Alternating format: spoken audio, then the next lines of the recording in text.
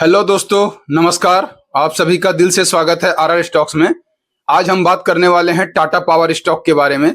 एक ऐसा स्टॉक जो सिर्फ बिजली नहीं बना रहा बल्कि भारत के पूरे ग्रीन एनर्जी और ईवी सेक्टर को लीड कर रहा है। पिछले कुछ सालों में इस शेयर ने अपने निवेशकों को शानदार रिटर्न दिए हैं, लेकिन सबसे बड़ा सवाल, क्या अब इस शेयर में एंट्री करने का सही समय है या फिर यह स्टॉक अब ओवर वैल्यूड हो चुका है। आज के इस वीडियो में हम टाटा पावर का एनालिसिस करेंगे, इसके बिजनेस मॉडल, फाइनेंशियल के बारे में। तो वीडियो को बिना स्किप किए अंत तक जरूर देखिएगा। दोस्तों, टाटा पावर को समझने के लिए हमें यह देखना होगा कि यह कंपनी आज सिर्फ एक बिजली बनाने वाली कंपनी नहीं रह गई है। इन्होंने खुद को पूरी तरह से डाइवर्सिफाई कर लिया है अपने बिजनेस को।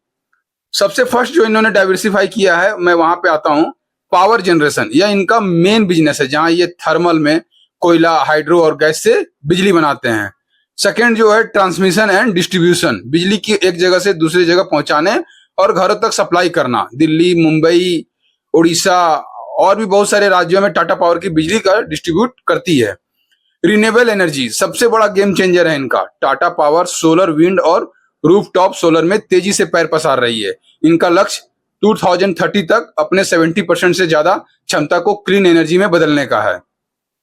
फोर्थ नंबर आते हैं ईवी चार्जिंग इंफ्रास्ट्रक्चर। भारत के ईवी इलेक्ट्रिक व्हीकल रेवोल्यूशन की रीढ़ की हड्डी टाटा पावर ही है। हाईवे से लेकर शहरों तक इनके चार्जिंग स्टेशन का नेटवर्क सबसे बड़ा है। अब बात करते हैं जो स्टॉक की कीमत को रॉकेट बनाने की ताकत रखता है आने वाले समय में।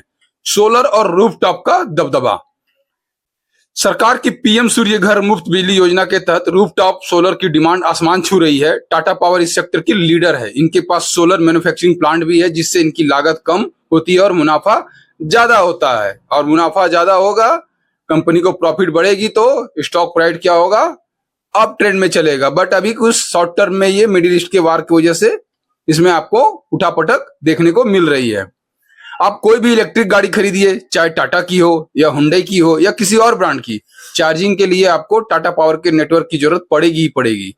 कंपनी ने पूरे देश में हजारों पब्लिक चार्जिंग पॉइंट लगा दिए हैं और यह संख्या लगातार दिन ब दिन बढ़ती ही जा रही है।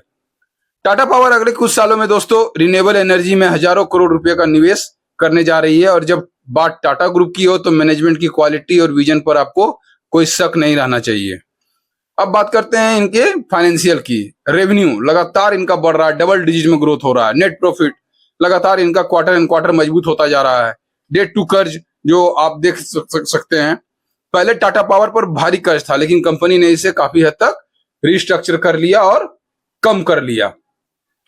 रिटर्न ऑन इक्विटी आरओई, इसमें भी धीरे धीरे सुधार देखने को मिल रहा है। साफ है कि कंपनी अब पहले से ज्यादा प्रॉफिटेबल और फाइनेंशियली स्टेबल हो चुकी है। चलिए दोस्तों, अब बात करते हैं फंडामेंटल के बारे में। करंट प्राइस 370 से 380 रुपीज आज जब ये वीडियो रिकॉर्ड हो रहा है। Market cap 1,20,608 crore rupees.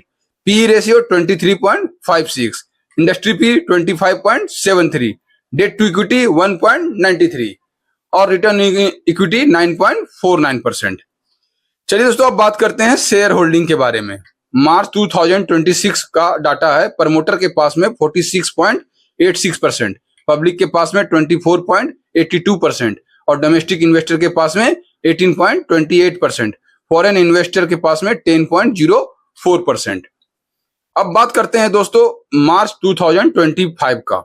Promoter के पास में जो होल्डिंग थी वो 46.86% थी, जो एक साल पहले जैसे थी वैसे आज भी है। पब्लिक के पास में 27.56% है। तो ये 2025 में 24 अभी तो करंट में 24.82 चल रहा है, बट ये 2025 में 27.56, मतलब पब्लिक ने अपनी होल्डिंग कम की है। डोमेस्टिक इन्वेस्टर, अभी देखिए यहाँ पे एक ट्विस्ट है। डोमेस्टिक इन्वेस्टर के पास में अभी 2025 में 16.20% था, लेकिन उन्होंने 2026 मार्च तक 18.28% कर लिया। फॉरेन इन्वेस्टर के पास में भी 2025 में 9.39% था, उन्होंने भी अपना स्टेक को बढ़ा के 10.04% कर लिया। तो जो डोमेस्टिक इन्वेस्टर हैं उनको पता है कि बिजनेस के बारे में, इसलिए उन्होंने अपनी होल्डिंग इस कंपनी में बढ़ा लिया। और दोस्तों, इससे आप क्या समझ पा रहे हैं, बड़े इन्वेस्टर के कंपनी के बिजनेस के बारे में सारी जानकारी होती है, क्योंकि उनके पास में सिस्टम है, टीम है, मैनेजमेंट है, जो रिटेल ट्रेडर के पास में नहीं होती है।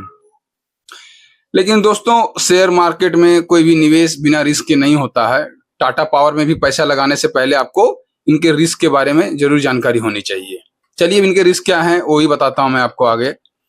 पावर सेक्टर सरकार के जो कड़े नियमों के अधीन होता है, मतलब भारत सरकार कभी टैरिफ का रेट या रिन्यूएबल पॉलिसी में कोई बदलाव लाती है तो इनके मुनाफे पे सीधा असर पड़ता है। सेकंड जो है सोलर पैनल बनाने के लिए जो कच्चा माल कम्युनिटी मार्केट में उठापटक चलते रहता है, और जो सोलर पैनल बनाने के लिए हमें मटेरियल चाहिए होता है पॉलीसिलिकॉन, तो उसके अगर प्राइस में उतार चढ़ाव होगा तो इनके मार्जिन को प्रभावित कर सकता है। चलिए दोस्तों अब बात करते हैं, अगर आपका नजरिया 3 से 5 साल या उससे ज्यादा का है तो हर गिरावट एसआईपी मोड में इस शेयर को अपने पोर्टफोलियो में जोड़ने का एक शानदार मौका है। यह भारत के ग्रीन एनर्जी का सबसे बड़ा विनर साबित हो सकता है। दोस्तों आपको टाटा पावर के बारे में क्या सोचना है? क्या आपके पोर्टफोलियो में यह शेयर है पहले से, या आप इसे अभी खरीदने की सोच रहे हैं? मुझे नीचे कमेंट बॉक्स में कमेंट करके जरूर बताएं। अगर आप चैनल पे नए हैं तो चैनल को लाइक करें और दोस्तों के साथ शेयर करें। चैनल को अभी सब्सक्राइब करके बेल आइकन दबाना मत भूलें, ताकि ऐसे ही प्रॉफिटेबल वीडियो आपसे मिस ना हो, क्योंकि यहाँ आपको मिलता है फंडामेंटली स्ट्रॉन्ग स्टॉक एनालिसिस। मिलते हैं अगले वीडियो में, तब तक के लिए हैप्पी इन्वेस्टिंग।